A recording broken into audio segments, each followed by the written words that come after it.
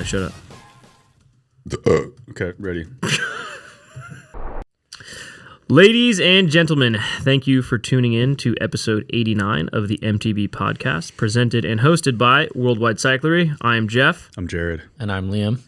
This episode, we are going to mostly just answer listener questions because we posted a Instagram story requesting questions from all of you, and we actually got really good ones this time around. And we intentionally asked for serious and good questions. You know, we kind of like that's how we started out saying that instead of just like saying, "Oh, just give us questions," because normally people just put in really comical things. We would probably get one good question for every 10 just hilarious comments. So, we have good questions this time that I think will be valuable and useful and educational. And we did some good research on these various questions. And it'll be good stuff for any mountain biker to know. Before we jump into the questions, for those active listeners out there that remembered what we talked about last episode, we ran a sort of a fundraiser for the month of November for Worldwide Cyclery, where we did 10% off gift cards, and then every single purchase on the website, $1 was donated to NICA, which was cool. We actually ended up donating almost 10 grand to NICA through that fundraiser, which puts us at just shy of 20,000 for the year. That also includes, we have a Miles for NICA program where everyone in the shop gets to basically track their miles, and then there's a how does it work exactly? It's like, do you remember what it is? Yeah, we check it through Strava, and then it's like $1 per mile for miles 0 to 100, and then something like that. I don't know. It goes down for the more miles you ride. Put it together like a year ago. Yeah. But it's pretty cool. Basically, everyone on the staff gets to ride bikes and record it, and then the company makes a donation to NICA. NICA, National Intergalactic Cycling Association. Nice. It's pretty good, right? Nailed it. NICA, that's actually interscholastic, which is, I had to say. He kind of threw me off. Because I was like, is that right? At least as far as we know.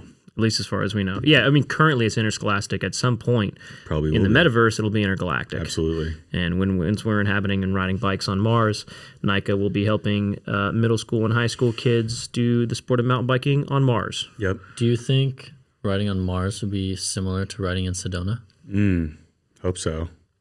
You think they got some sick slabs? I think it's all slab. Here's the real question. Do you think Elon would have an e-bike when he goes? A Tesla e-bike? Or you just probably buy a Specialized or something? Yeah, Tesla e-bike maybe. I don't know. That's a good question. Well, anyways, that's what we did for NICA, which is currently interscholastic and soon to be intergalactic from our optimistic perspective there.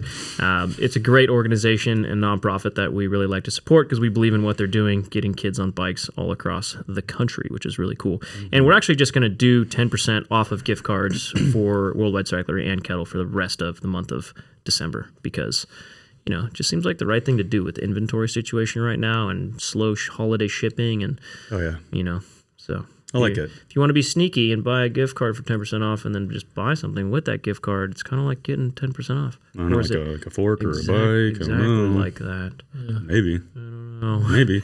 Put two and three together, you get four. That's right. But I have seen not so much slow shipping this year, but damaged shipping this year. They're just getting ruthless, man. Making me nervous because my bike is currently being shipped from Tennessee to here. And oof. This week alone, I've gotten like 6 emails about damaged boxes. Wow. And that's not even really my job. They're just throwing boxes these Maybe days. it's due to a influx of packages and the drivers are just like, I'm going to get through this. Absolutely. They have no choice. They're I'm just going to chuck this. They're just going, instead of being slow this year, they're just ruthless.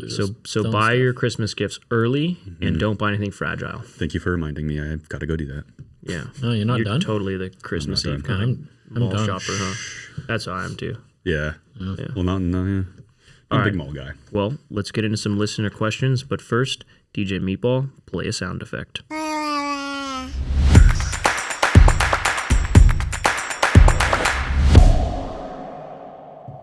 All right, the first question is for me. Jeff, you've mentioned your Garmin watch a few times and how much you like it. One comment you made was that Garmin does a poor job at promoting how their products can benefit a rider. Can you do a podcast or YouTube video on the features for average mountain bikers that might benefit, suggestions for watches, etc.? From Mike P. Well, Mike B, thanks for asking, because I really like Garmin watches. I think I have said that before. I have the Forerunner 945 LTE. Liam has my old one, the Forerunner 945. And Garmin has way too many watches. It's really confusing. But essentially, they all have GPS in them and heart rate monitors on there. So, and they're multi-sport. So you can just click one button and tell it if you're doing a run, a hike, trail run, mountain bike ride, mountain bike ride, road ride, gravel ride. You can make custom activities. It's pretty cool. And then it just tracks everything you want. So it'll tell you, obviously, your distance and your heart rate the whole time and give you a whole map of everything. And you can link it all to Strava if you want all that data then import it to Strava, which I think is what most people do. Don't most people just record their... Probably. Yeah, they use their Garmin to just send it to Strava.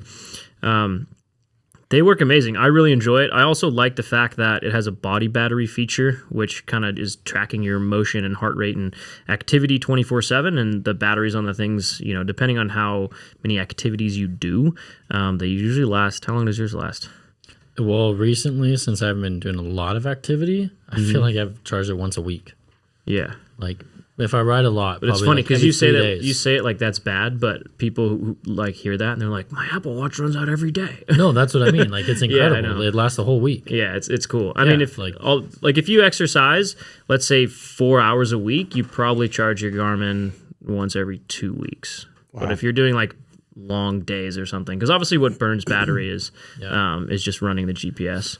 Yeah. But there's also ways to like make that better, right? So when I hike, I put the GPS setting on Ultra Track, which is less accurate GPS, but it's like way more battery efficient. Yeah. And then if you're doing something where you really want the GPS to be accurate, like you have a map on your watch, so you're like riding and you actually have a full topo map on your watch, which you can do on the Phoenix series of Garmin watches and on the higher end versions of the Forerunners, like in the 900 series Forerunners.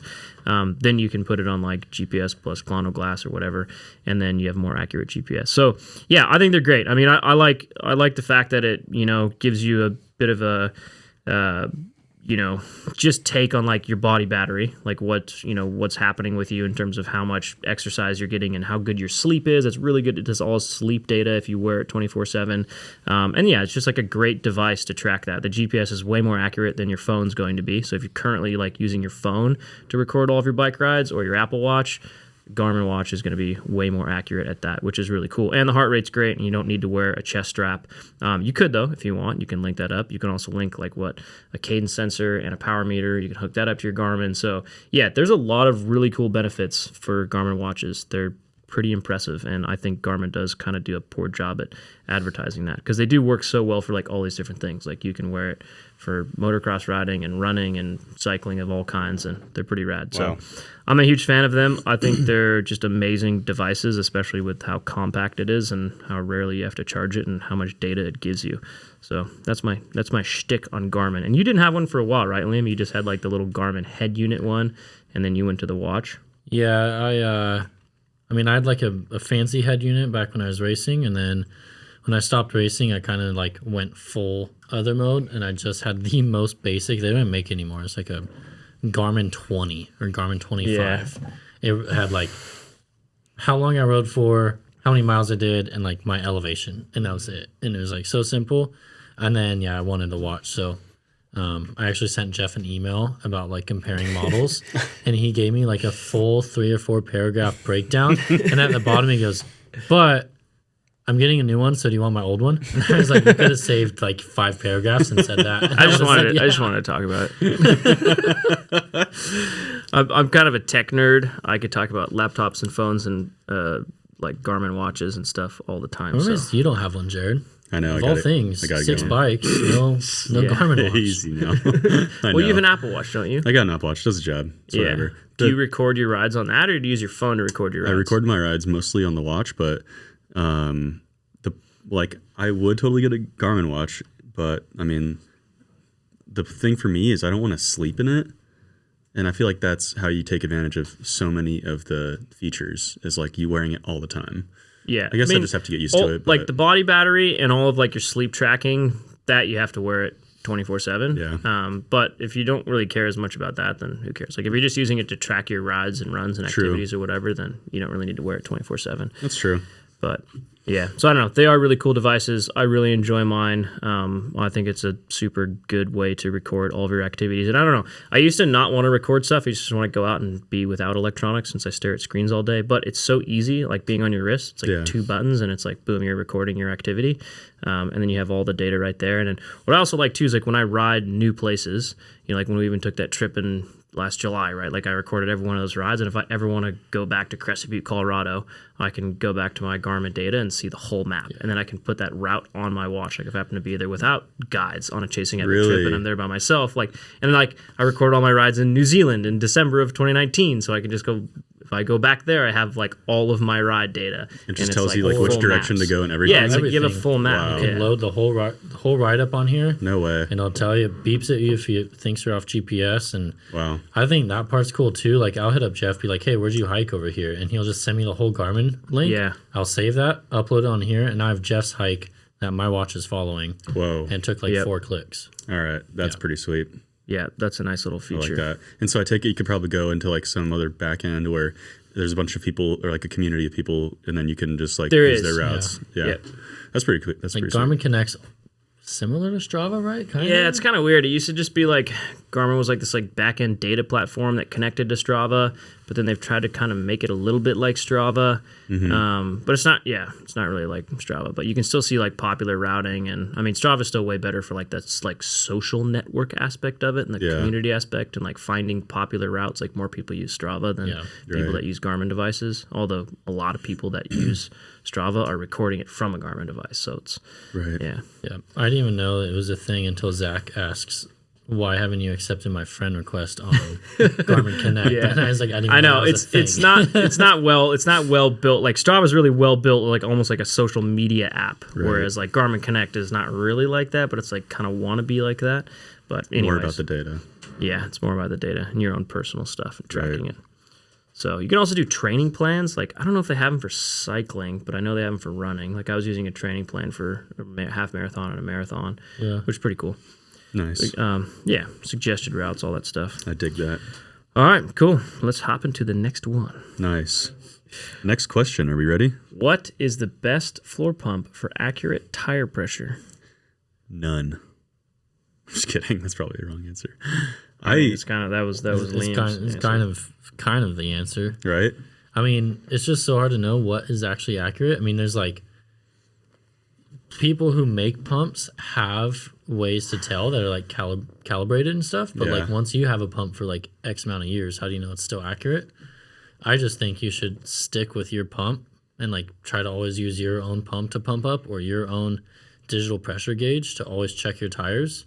Most floor pumps gauge is not that great. Yeah, exactly. So I don't think like 23 PSI on my pump and 23 PSI on your pump, even if they're the same pump, right, might be 2 or 3 PSI different, or It'll more. be close. It'll be close, yeah. But if you really want accurate tire pressure, use a proper high quality digital gauge, and then try to use like I just keep one in my riding bag, and whoever I ride with, I just use my pump or my gauge, no matter whose pump I use. Right. Yeah. The other thing to remember is that with pressure valves, as they get clogged by sealant, then it totally throws off their ability for pressure gauges to even work. Yep.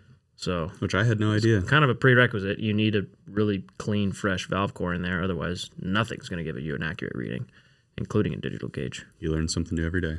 Learn something new every day. The NV tire pressure digital pump, it's really expensive. That one's probably pretty accurate. I hope so. Yeah. Pay that much money for it. Right. Yeah. Well, if you're wondering more about tire pressure, I think it was last podcast we talked a lot about it, didn't we? Yeah, we did. So if you want to know more about it and you didn't already listen to the last podcast, we talked a lot more about like what to put your tire pressure and why, and various ways to calculate it and that sort of thing. So all right. Do you want to do the honors of reading this next question, Jared? I'd love to, actually. Who should this? I think this is probably directed to you, Jeff. Jeff, would you rather die from holding in your poop or marry Jared with a wig and $25,000 in store credit? Huh. I didn't actually properly read this question at first. I thought it said holding your poop. Like I was in my head, I was picturing you like you die while you're holding poop in your hands. I think that's worse than actually the other way around. Yeah, I know, holding in your poop.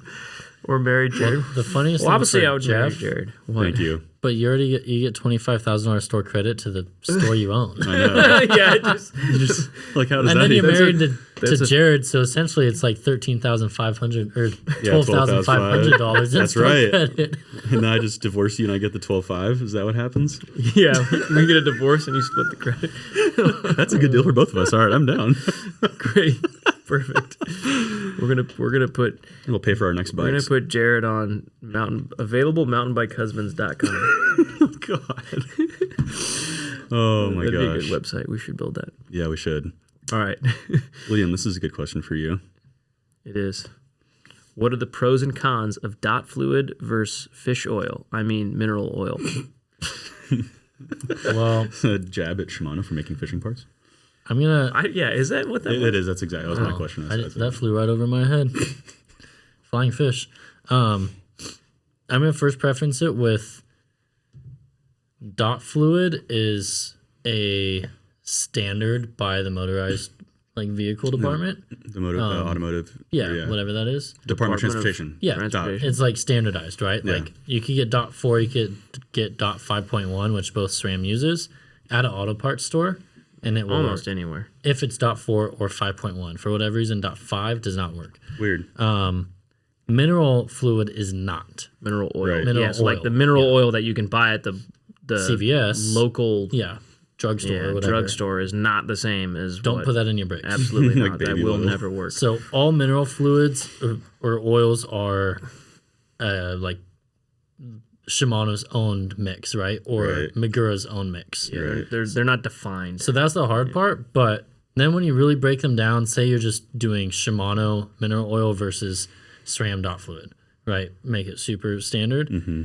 They both have pros and cons. And like at the end of the day, they kind of both even out. Right. I am by no means like the tester of all this. Epic Bleed Solutions has a crazy in-depth blog. Like it's really in-depth. Yeah, we can put that in the show notes. I mean, it's unbelievable. Yeah. It's like 12 pages I long. don't think anyone will make a better blog than they did. No way. So I'm just gonna read off the advantages and disadvantages of both. That Yeah. good? I'm ready. So dot fluid, the advantages. High boiling point. Can you say that word, Jeff? Hygroscopic nature Hygroscopic means water nature. will never pool in the brake system. It's regulated. Yeah, governed by minimum standards which regulate the quality. Wow. Yep. Widely available, inexpensive, easily cleaned away. Disadvantages: corrosive, hygroscopic nature, poor shelf life. So it is when you do if you're a home mechanic, you break a seal on your SRAM dot fluid, you don't want to have that sit around for 6 months. Really? Yeah, it'll actually lower the quality of it. Wow. So something to know. Buy the small bottles and keep it fresh. Advantages and disadvantages of mineral oil. High boiling point. Hydrophobic nature. Non-water absorbing means the boiling point will never drop. Long shelf life. Non-corrosive. It's unregulated. Easily cleaned away. I don't know why unregulated kind of is a... I guess manufacturers get free reign over the spec of their fluid, so they could tweak it how they want. Which is why mineral oil is not really a defined thing, which is why the mineral oil you buy at the grocery store is different than Shimano or Magura mineral oil. Yep. Disadvantages are expensive compared to dot fluid, hydrophobic nature, limited availability, it's unregulated. So it's kind of give and take on both. The article doesn't actually give a winner. Yeah, But- that's what's cool about it, I Yeah. think, because there isn't really a winner. It's kind of up to you to decide. But they do have at the bottom a poll that says, you tell us what you think's the winner. And out of 14,000 votes, there are 8,666 for mineral fluid and 5,399 for dot fluid. So the public thinks mineral oil wins. Interesting. Or the 14,000 readers and voters of this blog. How many? 61.61% of Do you them. think we could post on social media and get that flipped around? Ooh. Well, I mean, if we told people that would to, not but be that an doesn't make any accurate poll, sense. Yeah, we want people to vote honestly. I mean, I'm not biased either way. Like, I mean, I agree with this blog. There's advantages and disadvantages to both of them, but I don't know. One thing that It's one of those things to me that like you just shouldn't really worry too much about. Yeah. There's like when it comes to brakes, like you're not going to buy a set of brakes because it uses one oil or the other. I mean, you should buy for a bunch of different reasons than that. Some people definitely do, but I've never had an issue on either side where I'm like, oh, if only this was dot fluid, or if only Yeah, this it's was mineral never oil. like Yeah. the problem with the Yeah. brakes are never really related to the fluid inside of them. No, Yeah. definitely not. I mean, the one thing I don't like about mineral oil is like when you bleach Shimano brake and it comes out black, and it's like, Yeah, Well, but that can dot- happen with Dot fluid will fluid do too. the same thing.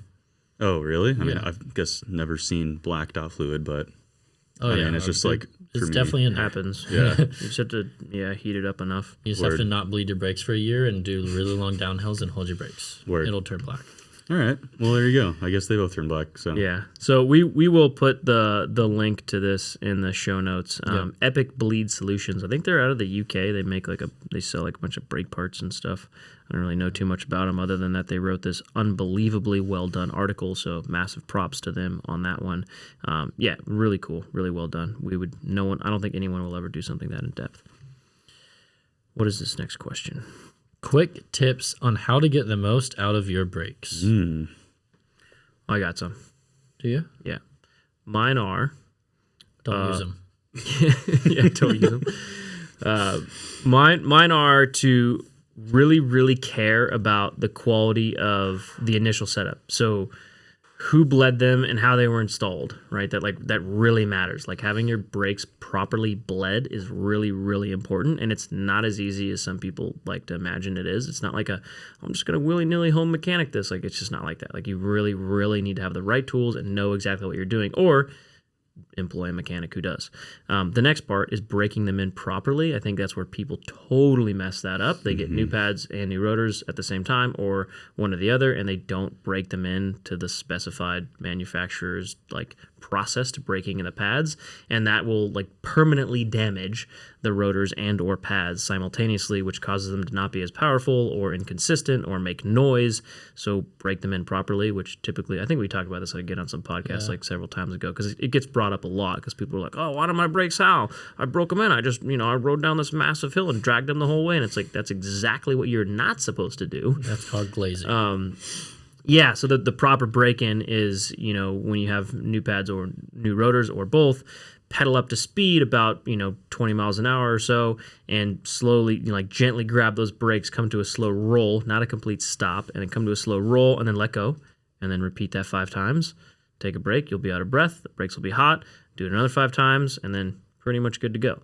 So that's what you want to do. You don't want to lock them up, and you don't want to drag them. That damages kind of the process of bedding in the brake pads to the rotors. So those are my 2 quick tips on how to get your brakes to work well. You got anything else? That's definitely, I think, like the easiest ones to do for people. Use all the same brand stuff.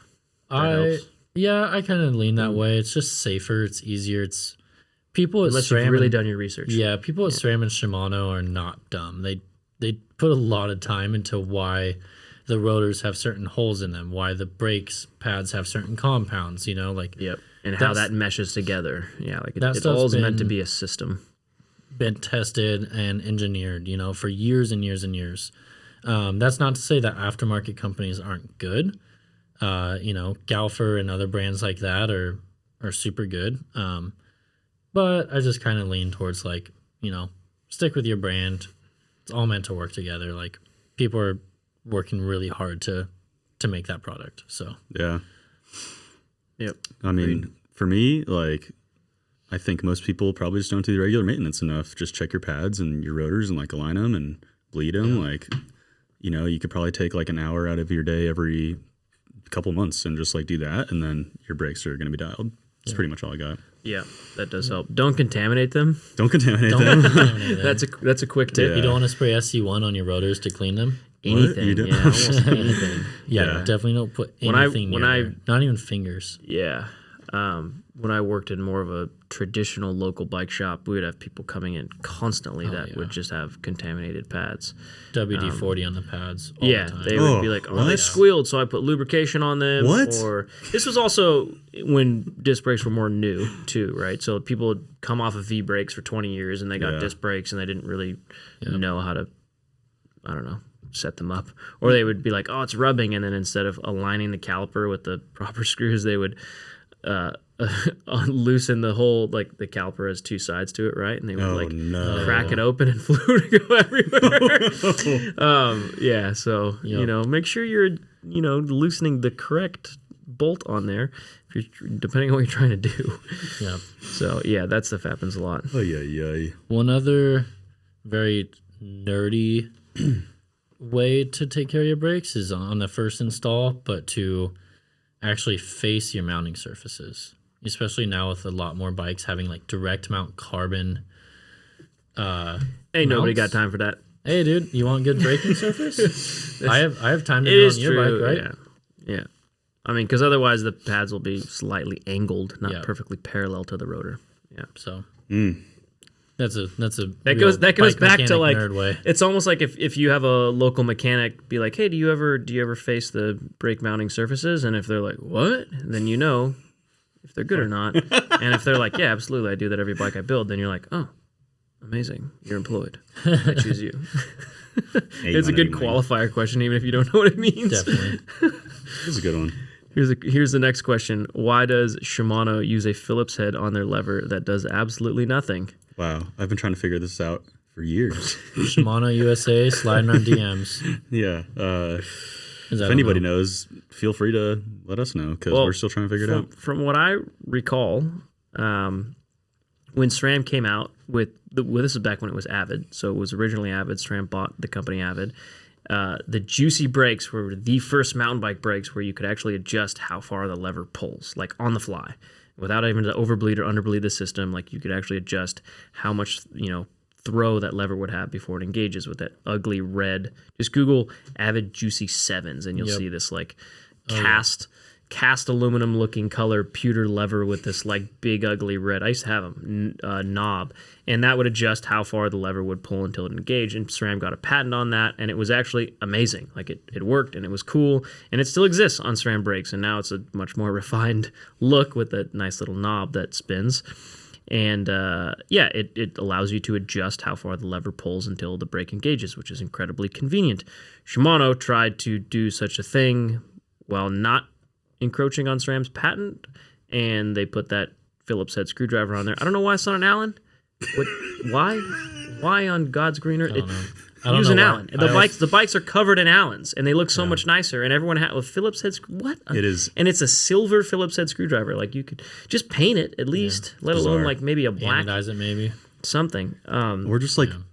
Don't put that there because it doesn't do anything. It also like just doesn't really work at all. Hardly does anything. Yeah, it's pretty useless. Yeah. And what's crazy too is like I will give it. I honestly think that Shimano XTR brakes are the best looking brake in existence. That's obviously my personal opinion, but like the way the lever looks and the caliper looks and the rotors look, like they look like they're from a stealth bomber. Like they just look incredible. And then there's still a Phillips head screwdriver on the lever. It's like, why is that there? Oh, let me bust out my screwdriver and I'll just adjust that for you, Bill. Let me just hit Home Depot real quick to get a Phillips only head. screwdriver on a $10,000 bike. The only one, guaranteed. Only Phillips head. And it will only ever be the one until they change it. I have no idea what's going on there. Oh gosh. Anyways, that's that question. How about this one, Jeff? What was the step that took you from working at a small local bike shop to running this MTB retail powerhouse? Well, that story. So we have a YouTube series called Ask Jeff Anything, where I answer all sorts of various questions. So if you ever want to know more about me personally and sort of my journey of what I did racing bikes and working in the bike industry and then starting Worldwide Cyclery, go to YouTube and check out that YouTube series because I answer all those types of questions.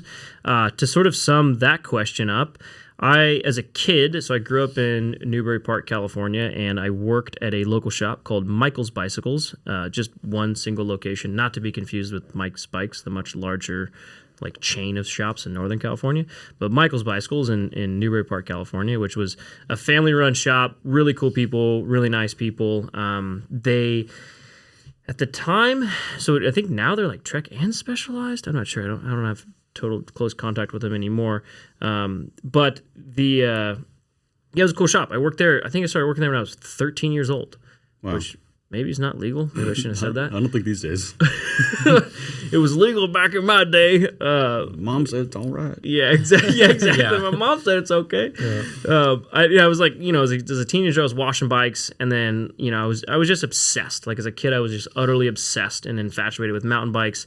And I was just constantly learning every possible thing I could about them, and went from washing bikes to working on bikes to then talking to people in the retail store. And I worked all the way until I was like 20 years old. Wow. And the last couple of years I worked there, I was, I'd asked the owner, I'd said, hey, like, I think, so this is back in 2009 at the time, 2008. I was like, hey, I think this internet thing's going to be big, It already was, but obviously not as big as now. And so I told him, and I was like, hey, I want to start selling stuff online, blah, blah, blah. And, he's a super nice guy.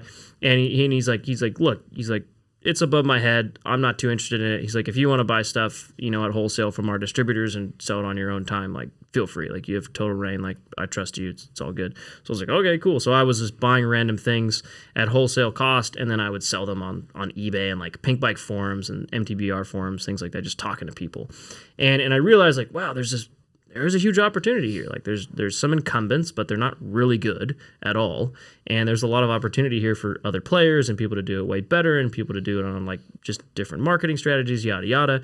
And so I kind of just like dabbled, and I tested the waters. And then because of that, I learned a ton. It was all just a learning experience. But working at that shop for all those years taught me who the distributors were, who the customers were, all about the products, all that sort of stuff. So from there, I told the owner, I was like, hey, I really want to do this. I think there's an opportunity. And he's like, I know, I'm sure you're right, but like, he was older. He was in his late 50s at the time. And so he was kind of just, I'm not, I don't want to bother. Yeah. If it ain't broke, don't fix it. Yeah. And again, I respect him. Like he's got his ways. And I said, okay, well, I'm going to go do this then by myself. And he's like, that's cool, man. Like, good luck. I mean, he was the nicest guy ever. And, so I did. So I took off, and I went, and I told this whole story one time on one of those Ask Jeff videos. But basically, I don't come from a wealthy family by any means, but like a middle class family at least. And my mom gave me a $20,000 loan at 10% simple interest, which I paid her back in 11 months. And I leased a little dinky shop, and I put a shop in there, and I got the distributor accounts that I knew, and started selling product on the internet. And it was like super small. It was literally just me and a friend, and we were just trying to sell bike parts on the internet. And it was like really small, really podunk, really grassroots. And then from there, it just like grew, and we just learned and progressed, and tried more things, and figured out how we could get more customers and do a better job and build a nice website and like educate people and provide a great customer experience that wasn't currently there, and yada yada. And now Worldwide Cyclery is where it is today, which is in a very different place 11 years later. So yeah, that was kind of the transition from the small local shop that I worked at to the what this gentleman says, MTB retail powerhouse. I don't know if I'd call it that, but maybe it is. It's a compliment. Yeah, it's a compliment. So it is a compliment. Thank you for calling it an MTB retail powerhouse. Yeah, I like that. So I don't know. I mean, a lot of it really at the end of the day was just good business acumen. I saw an opportunity in the industry, and I also understood that it's not just about the opportunity, but it's about how you take advantage of it and then serve your customer and like have a customer-centric business, and making sure like you're always doing right by the customer and getting good customer feedback and doing things to make people impressed and happy when they shop with you. And then also doing the same thing internally, like making sure your internal staff is like excited and happy to work there and enjoying their jobs, type of things. Like those are kind of the fundamentals of business that somehow are forgotten a lot of the times in modern day business world. But that's all I really did. It wasn't rocket science. Certainly not Zuckerberg over here starting the metaverse, just running an MTB retail powerhouse, I guess. All right, next question. You want to read that off, Liam? Are there any plans for T1 Trail 1 to produce frames? Not really. So That's a big task. yeah, if you listen to the last podcast, Trail One Components is something that us and Brian Kennedy and a former race face engineer, mountain bike component brand, we launched to like make really high end mountain bike components that we want to have for ourselves, but also have this like really cool give back story to where every product sold, $1 goes back to a trail network. Anyways, you could check it out, trail1.bike. But yeah, we were currently, in the early phases of that brand, and we have some really quality, kind of cockpit stuff right now in terms of grips, bars, and a stem. As far as frames, I mean, I won't say a definite no, but not in Maybe like a secret hardtail, like for me. yeah, just a hardtail. We're just gonna make a hardtail. Yeah. And No, just I mean one secret one for Jared. Just a secret one for us. Not a batch. Not initially. I mean, it could happen. Who knows? I mean, I won't give it a definite no, but yeah, currently we have no plans for producing frames. We just want to try and refine the existing components we have and make some new, cool, really good contact points and various things like that. We just want to make like good, high quality stuff and also find a way to have the business, like have really cool stories to tell about the trails that the products are named after and giving back to the trails while simultaneously making just kind of the stuff that like we've really always wanted in terms of high-end mountain bike components. So I don't know, frames would be cool, but mountain bike frames are a challenge, man. I mean, they're I like to say they're at a product innovation plateau. It's hard to make them any better than they are. Excluding the e-bike space, I think e-bikes still have a lot of runway to evolve and innovate, but I think regular mountain bikes don't have too much room. They're pretty amazing as they are. So You said it. Yeah, there's so many good ones. There are so many good ones. Yeah, they really are. All right, the next Speaking of question good is, what's Jared's next bike? It's a really good question. You were. I was walking out of the bathroom, and you were like had a Yeti box in your hand, and you were like staring at me in like shock, and I was like, "What's wrong with you?" And you were embarrassed to tell me what was happening. I was just want to, before you answer, I want to Yeah. know, because like I'm pretty bad, but I think you've surpassed me this year. Maybe. I've kind of calmed down. I'm like, I know what I like now, you know? Yeah. I But mean, how many bikes ahead are you planning? Like, do you have like this bike you're building? Do you have the Yeah. next one already planned? technically, yeah.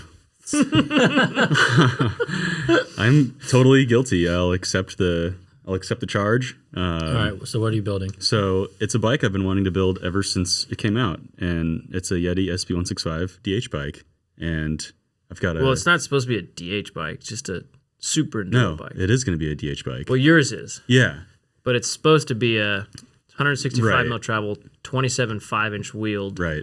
Yeah. Which what do they have? 170. That's a 180 Ford. 180. 180. Yeah. That's what they spec it with. Yeah. Okay, so Yeti specs it with 27 5-inch wheels, 180 fork, Yeah. 165 rear travel. So mine's going to be like a 190 dual crown, and then Which is the same actual crown as a 180 single Right. crown. yeah. So it doesn't change any geo. Right. And then I'm going to do 7-speed, like proper, 7-speed DH SRAM drivetrain and code brakes and rigid post and some ion on wheels and Send it. send it. It's going to be dialed. I'm so stoked. I haven't had When's it going to be ready though? Because you can't even really like ride quote Yeah. unquote bike park Here's the DH thing. because It's all going to December. be ready except for the fork, which isn't going to be around till like March or something. So it's fine. Like I did this on purpose to plan it out like for next summer. Not planning on riding it obviously anytime soon. I just wanted to like be ready for bike park season. But yeah, I haven't had a proper DH bike in like pretty much ever. The last bike I had that was a DH bike was a Santa Cruz VP Free. It was like a 2004, and that is kind of like an enduro bike you could put a dual crown on, or like before enduro bikes were archaic in the terms of mountain bikes. like super weird geo, but I mean, I'm trying to remember like what Geo was like in 2004. Oh, this thing was like super high and short and Yeah. like. Oh yeah, it's their But it was 26-inch wheels for the everything. time. It was rad, and I loved that bike. Mm-hmm. But it was not like a proper DH bike, and I've always wanted something just like proper, and this will be it. Even though it's like a mini DH bike, quote unquote, whatever. That's it. I'm stoked. I mean, if it could ride Rampage and get a podium at Rampage, I Yeah. think it's pretty proper. It'll Yeah, probably who do. did that? Reed Boggs. Reed Boggs, podiumed right. On that bike. Yeah, and it was a Build. 165 dual crown fork. Yeah. yeah, that's a sponsored Yeti rider, and he's absolutely incredible bike Yeah. rider. So a little bit of inspiration from him, but yeah, thing is going to be freaking sick, and I I'm think Nate stoked. Hills has one too, yeah? Nate Hills does one. He's also a little bit of my inspiration as well. That's Jared's next bike, and we've all lost track. That's it. All right. The next question. With the new HPC compound for Deity Bras, how will it affect the PB&J supply in the USA? Yes. Yes. I don't know who asked that, but I give them a high five for creativity because that is pretty funny. It's like an ad lib or whatever, Yeah. right? Yeah, They that's just fill the Blank for blanks. blank. How will it blank blank? Low key though, PB&Js are my favorite. Yeah, food. what's up? PB&J. That's what's Yeah. up. I had a toasted one recently, They're good. like a really high quality bread, and it was toasted, and it was Joe Fox's wife. She's an amazing cook. She also put butter on it, so it was like butter PB&J, and it was toasted, high quality. Like, She's an amazing cook. Does PB&J she made for you? well, we requested them.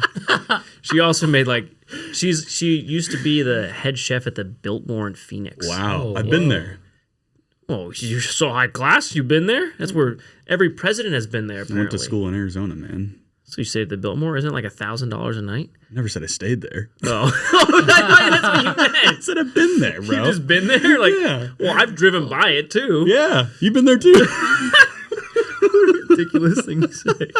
It's true. All right. All right. More importantly, Jared, Yeah. how did you get the Fox Floatex to fit the Ranger? It's a great question. I picked the correct size, which is 190 by 45, and I got the correct mounting hardware, and it bolted right on. You know what? How was that a good question? There's nothing special about Well, that. You here's can the just buy special it- part. You can just buy it in the right size. Here's the special part. Okay. You got to get the right bottle cage to get a water bottle to work on there.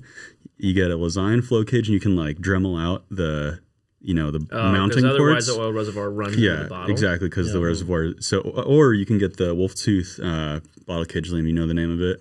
I think it's Morse Yeah, code cage something or like something that. like that. Morse cage or something Morse like that, cage? where it has all the different mounting points, and then that way you can mount it lower down inside the triangle, and then you can have the water bottle with your beautiful Floatex. And then you get a 0.001% advantage of having your water bottle weight lower towards the bottom bracket. Yeah. But I a like that. bigger advantage is getting off the Sidlux, Yeah. getting on shock. Do you think that's that much of a difference? I like the Sidlux I on my don't- Ranger. I don't think well, it's I that just- at all for that bike. I just Looks pretty good. put a Super Deluxe on because I'm more of a RockShox guy on my Ranger instead of the Sidlux, and like very mellow riding, it's the same, right? It doesn't Yeah. make much difference. Like the Sidlux is impressive for how small and light that shock is. Mm-hmm. I think it's on the really big descents and really big multiple compressions that the Right. Sidlux just is way more composed. Or the Your sorry, Floatex. the Floatex is Floatex more or the composed. Super Deluxe is way more composed on super long downhills or like multiple big compressions. Right. The Sidlux yeah. kind of is a little pogo-y after a little bit. Yeah. And you can't blame it on anything. The thing's teeny, Yeah. so small. Yeah, for how light it is. Yeah. Like it does a great job for the weight and size. Totally. I don't know. I didn't personally have an amazing experience with Sidlux when I rode that bike. Just I don't know if it's my weight versus your weight, me being like closer to 200 versus you being closer to 150 or something like that. But like, even I preferred the DPS. I feel like it felt better on the Ranger. The Floatex is just like it's obviously unnecessary, but it feels great. Like Yeah. it's super consistent, kind of like what Liam's saying. And yeah, for bigger stuff, it's just a little better. Like Yeah. you can do drops and not feel like you're destroying it. Like you know. Yeah. I can definitely I would agree with you, but I also think that I don't know, it's just tough because to me in my head it's like, well, that's a different bike. No, you see the weight difference. You think that's a couple hundred grams. Well, it's just a different bike. If I want to ride a lightweight, shorter travel bike like the Revel Ranger, 115 mil in the back, 120 in the front, then I want it to be light and fast and a shortest travel bike. And if I start caring about like how composed it is on long downhills or how it feels off of drops, then I just ride a longer travel bike. But what if you're out for a big ride and then you find a long downhill or a drop? Yeah.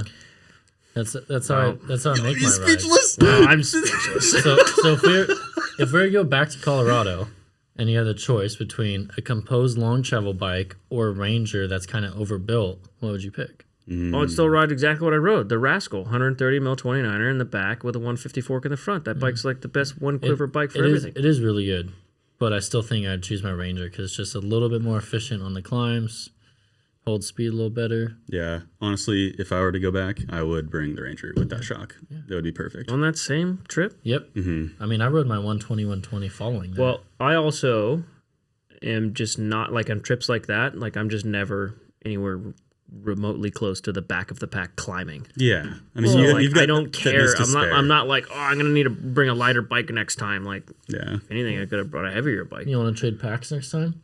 Yeah, you did bring a lot of camera equipment, hand tools, and water and snacks for everyone else that was dying. Boom. Yeah, depends on who you're riding with.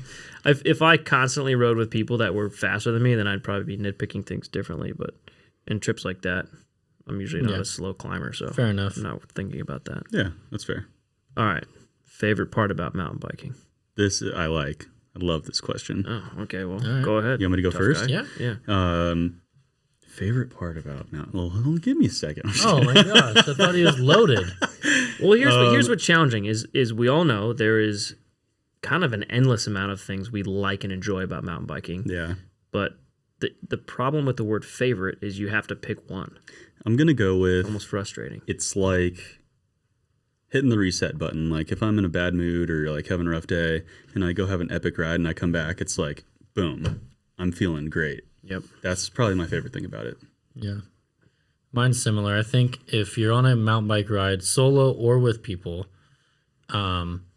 you have to be pretty focused on what you're doing to like ride well. Totally. And you forget about everything else, and like anything else, you pretty much are just focused on getting down the trail, and the adrenaline rush is like unbeatable for me. So yeah, the single track mindedness. Jared likes that one. Oh, I love a good pun. Yeah, it's a great way to clear the mind. Yeah, that is true. What's yours, Jeff? Your favorite thing about mountain biking? The way his was like like looking down on our views of it. Like no. I agree with those exactly. I just don't know how I can pick a single one. I would probably say it's the beautiful combination of exercise, fun, and adrenaline and flow state. Like all of those. Yep. Like putting those all together in an orgasmic way. So you kind of picked 4. I would agree, but yeah, you kind of like cheated. I said it was a beautiful combination of those things. So. You totally cheated and picked 4.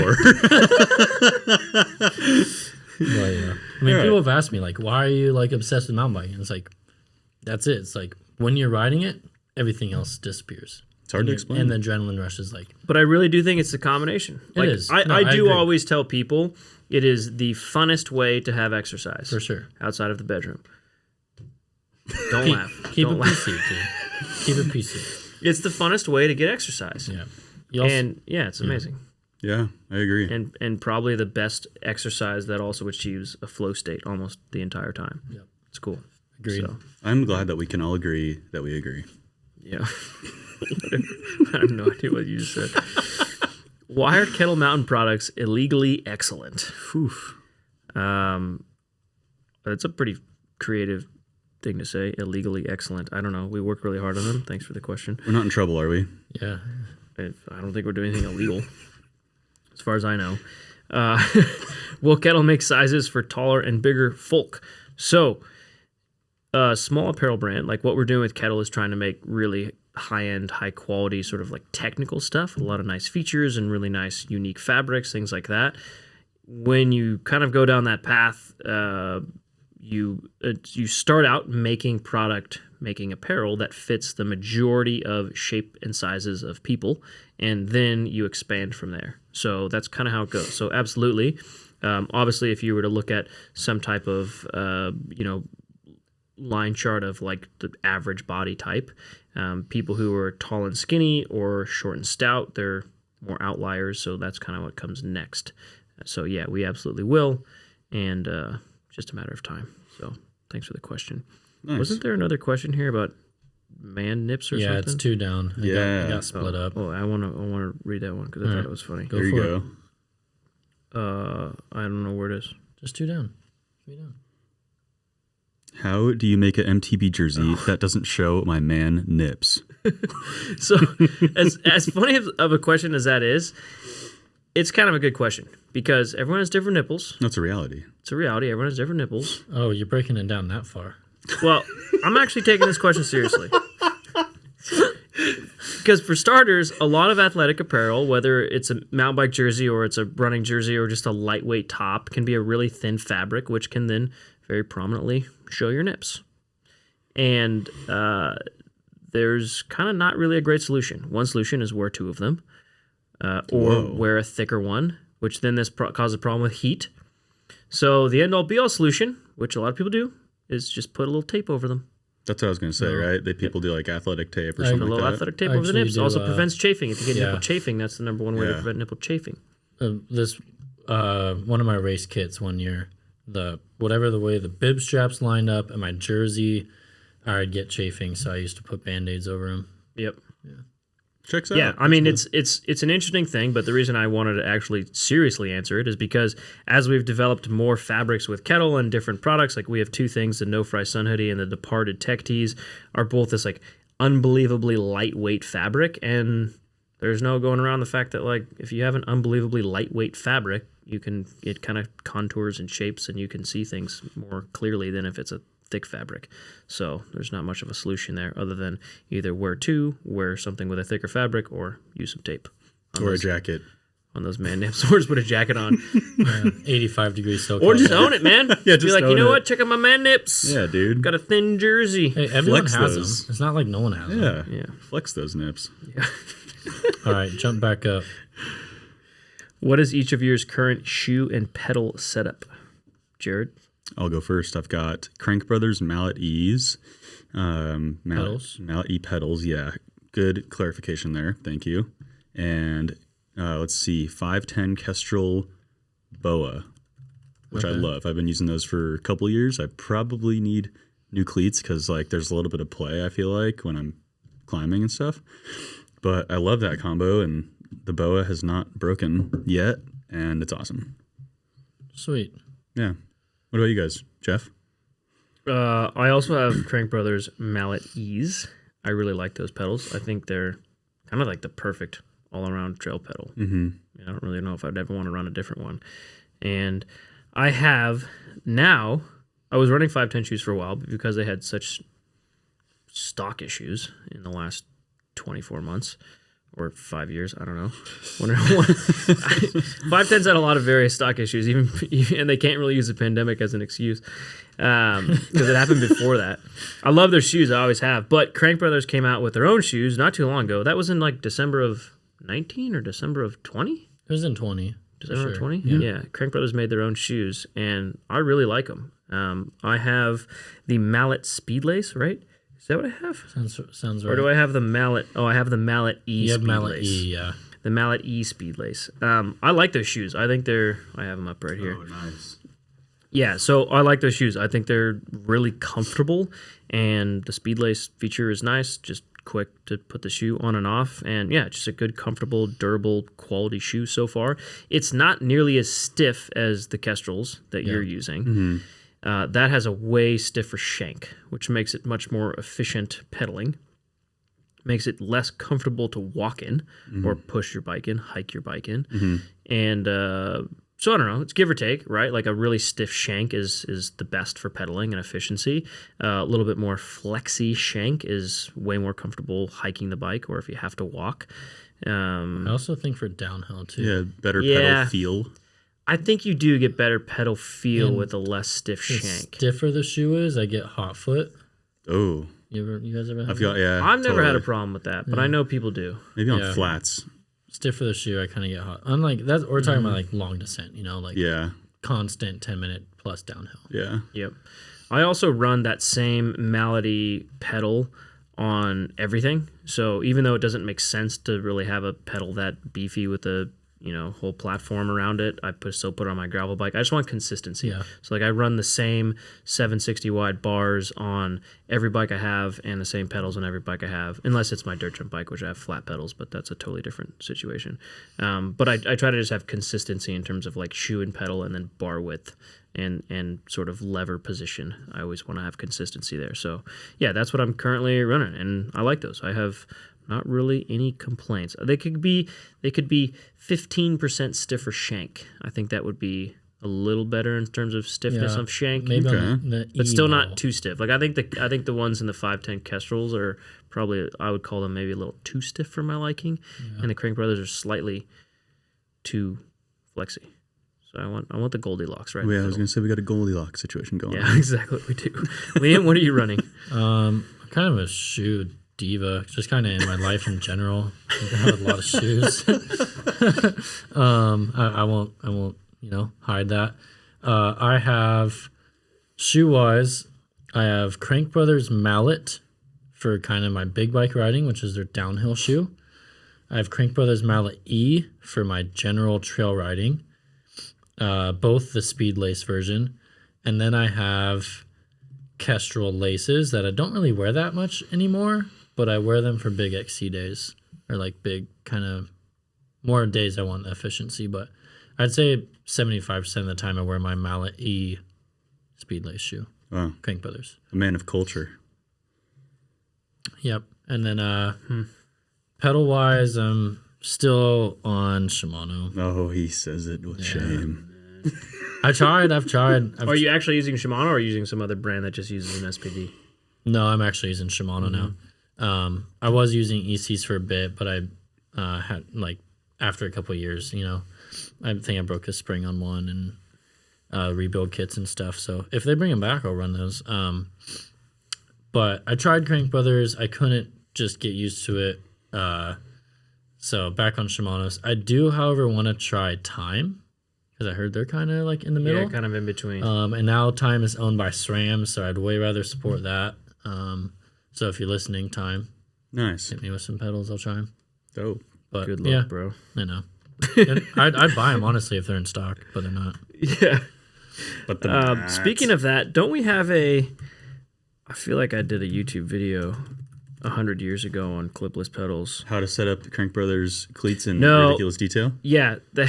Wow, you memorized the exact title. Yeah, we did that video, and it was when we still didn't have the color correction quite perfect, and I looked like a Oompa Loompa because I was orange.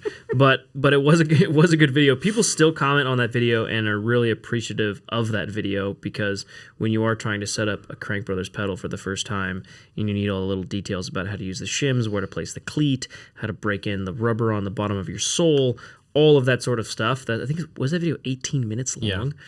I mean, it was ridiculous detail. It was in ridiculous detail.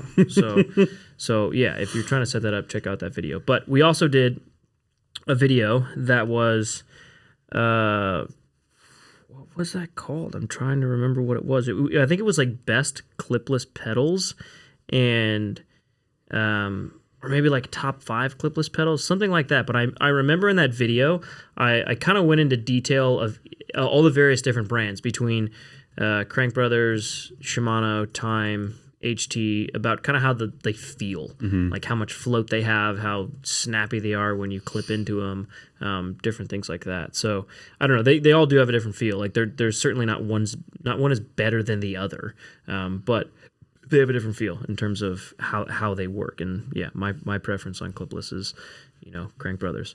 Liam's is Shimano for different reasons. The title of that video you're looking for, Jeff, is MTB Clipless Pedals Buyer's Guide, Everything You Need to Know. Wow. All right, cool.